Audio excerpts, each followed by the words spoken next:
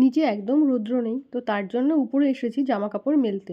আর আমার উপরে জামাকাপড় মেলতে আসাটা অনেকটা চাপের হয়ে যায়। তার কারণ হলো আমাদের উপরে উঠতে গেলে মানে অনেকগুলো গেট খুলে, তালা খুলে তারপরে আসতে হয়।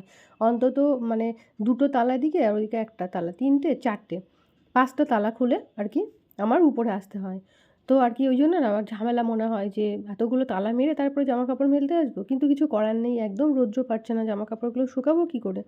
তো সেইজন্য চলে এসেছি আজকে ছাদে উপরে জামাকাপড় মেলতে। আর তার থেকেও আরেকটা বিশেষ কারণ হচ্ছে যে আজকে আমার একটা কম্বল রোদে দেবো। আর কম্বলটা হচ্ছে সেটা এখন তো শীত কমে গেছে, অনেকটাই কম হয়ে গেছে। তো মোটা কম্বলটা না আর গায়ে দেওয়া লাগছে না। সেইজন্য ভাবছিলাম যে বাইরে ধুলোবালি লেগে নোংরা হয়ে যাচ্ছে, বাইরে এইভাবে পড়ে আছে, তার থেকে একটু রোদে দিয়ে বাক্সে ভরে তুলে রাখবো। তো সেইজন্য কম্বলটার জন্যই মেনলি আজকে উপরে আসা। না হলে এটা হয়তো আজকে না শুকালেও বেড কভারগুলো কালকে ঠিক শুকিয়ে যাবে। মানে ২ দিন ধরে মেললে তো শুকাবেই অবশ্যই। তো ওই রোদে দেওয়ার জন্যই আর কি আমার ছাদটা খোলা, আজকে উপরে আসা। ২ বছর আগেও আমি ছাদটা খুব পরিমাণে ইউজ করেছি। কিন্তু ইদানিং আর বেশি একটা ইউজ করি না। কেননা আমার অতটা প্রয়োজন হয় না। নিচে একটু গাছপালা কেটে দেওয়া হয়েছে, অনেকটা রৌদ্র লাগে। সেজন্য জামাকাপড়ও খুব একটা যে অসুবিধা হয় তা না, সবই শুকিয়ে যায়।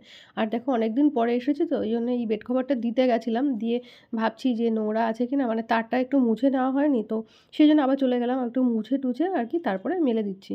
না হলে না পুরো একদম নোংরা, মানে কালিটা একটা কালো ছোপ থাকে না অনেকদিন জামাকাপড় না মেললে, সেই দাগটা আমার বেড কভারে লেগে যাবে।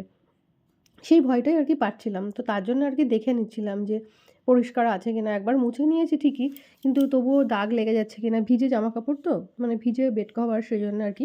আর এই যে আমার মোটা কম্বলটা, এটা কিন্তু প্রচণ্ড শীতে আর কি লাগে। এখন তো শীত কমে গেছে, তো তাই জন্য আর কি রোদে দিয়ে আমি তুলে দেবো।